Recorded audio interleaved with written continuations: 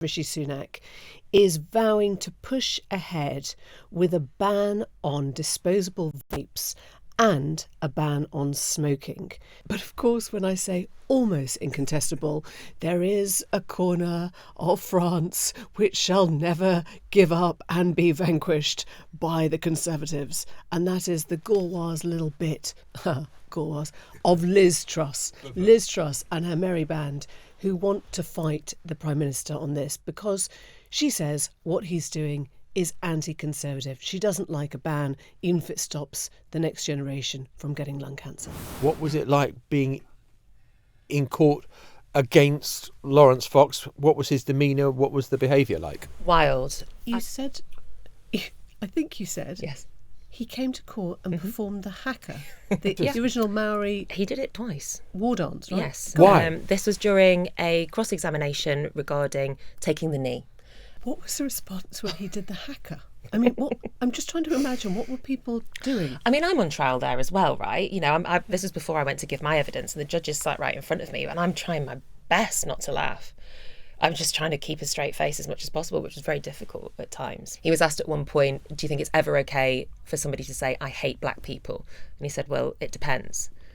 And he was asked to elaborate, to which he said, well, you know, it's okay to say I hate black people if I've just been gagged by a bunch of Ugandans.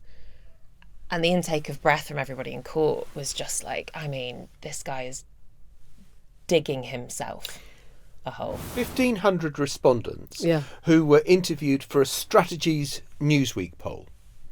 And it found that 18% of respondents were more likely, or significantly more likely, to vote for a candidate endorsed by Taylor Swift. I mean, those are big numbers. That's 1 in 5. Yeah. I mean, it's a fifth of the US population, or the US voting population. No, but I mean, it immediately means that Taylor Swift will find herself in the middle of the most almighty of shitstorm.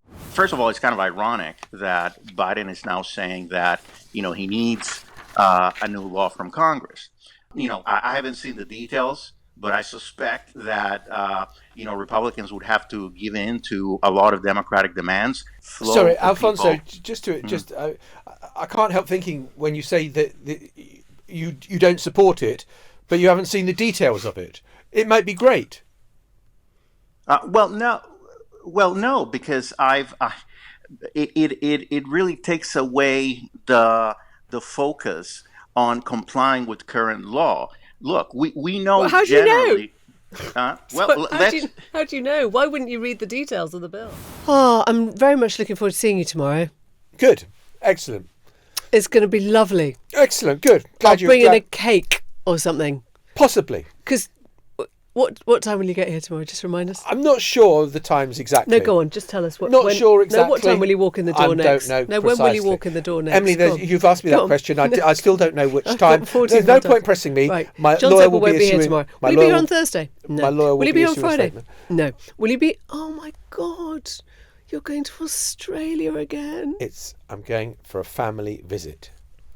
No, it's not a holiday. It's not a holiday. It's definitely not a holiday. A holiday. Whatever you do, don't call it a holiday.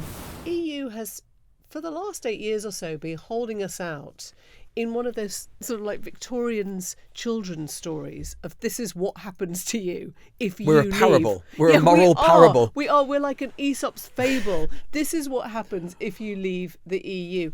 And actually, they're not worried about France or Spain. They don't think now about Frexit or Spexit or Jexit or any of them. I'm sorry, right? Jexit. The Newsagents. This is a Global Player original podcast.